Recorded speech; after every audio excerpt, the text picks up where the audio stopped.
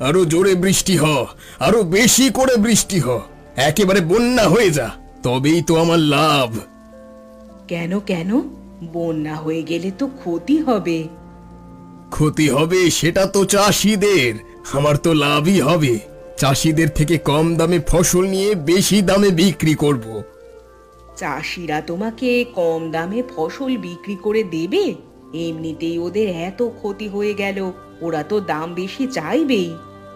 আরে শোনো, এই গ্রামে সফল ব্যবসায়ী শুধুমাত্র আমি, আমাকে ছাড়া ওরা কাউকে ফসল বিক্রি করতে পারবে না। তাই আমি যা বলবো সেটাই ওদের করতে হবে। ভালোই সুযোগ পেয়েছো তাহলে। এই, বেশি মুনাফা হলে আমাকে কিন্তু একটা সোনার হার গড়িয়ে দিতে হবে।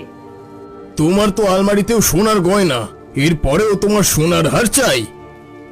এই, বউয়ের কথা কিন্তু শুনতে হয়, যেটা বলবো সেটা যেন চলে আসে। তোমার তো কোনো টাকার অভাব নেই, তাহলে কেন এমন করো বলো তো? আরে ভবিষ্যতের জন্য তো রাখতে হবে, টাকা পয়সা খরচ করে দিলে তো ভবিষ্যতে অসুবিধা হয়ে পড়বে। ধুর, তুমি তো ব্যবসা করছো, খাটাখাটনির তো কিছু ব্যাপার নেই। যে বয়স হলে করতে পারবে না, আর তোমার তো ভালো সুযোগ, কেন এমন করো বলো তো? জানি না বাপু। আচ্ছা আচ্ছা, তুমি রাগ করো না, আমি এনে দেব। তবে আগে দেখি চাষিদের থেকে কত টাকার ফসল কিনতে পারি, তারপর করে দেব। এই তো আমার সোনা বর। এই শুরু হলো ঝড় বৃষ্টি, এবার এরকম লেগেই থাকবে। হ্যাঁ, যা বলেছে। তবে আজকে ঝড় বৃষ্টি তা দেখে আমার খুব ভালো লাগছে। টানা 15 দিন প্রবল রোদ আর গরম, পুকুরের জলটা একেবারে শুকিয়ে গিয়েছিল। এবার একটু জল বাড়বে। হ্যাঁ, এবার মাছগুলো একটু স্বস্তি পাবে। বাবা, তোকে আর একটু ভাত দেবো রে? হ্যাঁ গো, হ্যাঁ দাও। আজকে আমি খুব আনন্দিত, জমিয়ে খাওয়া দাওয়া করব। আর কালকে একটু মাংস নিয়ে আসবো, ভালো করে রান্না করে দিও তো।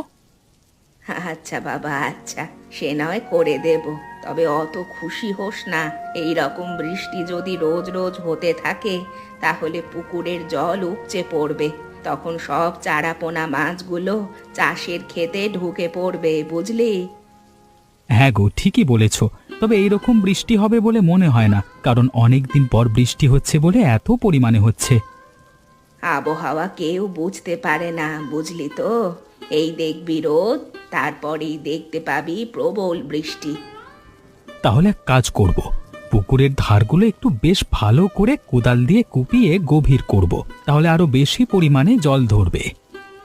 হ্যাঁ, সে তো ভালো হবেই, তার জন্য অথবা লোক লাগাতে হবে। আর এখন তো তোর হাতে টাকা পয়সা নেই, এই তো মাছ ছেড়েছিস, এক্ষুনি এসব করা সম্ভব? দেখি না কিছুদিন, তারপর ব্যবস্থা নেব। হায় ওপরওয়ালা, এ আমার কি হলো? আমার পুকুরের পাড় ভেঙে বেশিরভাগ জল সব আশেপাশের চাষের খেতে চলে গেল। এত টাকা দিয়ে যে মাছ চাষ করলাম, সব টাকা লোকসান হয়ে গেল। ভাই কাঁদিস না রে, কাঁদলে কি তোর সমস্যার সমাধান হয়ে যাবে বল? আরে না পারলেও কি আমার সমস্যার সমাধানটা হয়ে যাবে? যা হয়েছে আমার হয়েছে, তোদের তো ভালোই হয়েছে। আমার পুকুরের জল তোদের চাষের খেতে ঢুকে জলে ভর্তি হয়ে গেছে, এবার ভালো চাষ হবে। ভাই কাঁদিস না, হ্যাঁ মানছি আমাদের ভালো হয়েছে, তবে তোর ক্ষতি হোক আমরা এটা চাই না। মোহন, আমাকে একটু একা ছেড়ে দে, আমার একদম ভালো লাগছে না। কালকে রাতে আমি কত আনন্দিত হচ্ছিলাম, ওপরওয়ালা আমার থেকে সেই আনন্দ কেড়ে নিয়েছে। ভাই তুই কান্নাকাটি না করে সমস্যার সমাধানের ব্যাপারে ভাব, এতটাও দুর্বল হয়ে পড়িস না।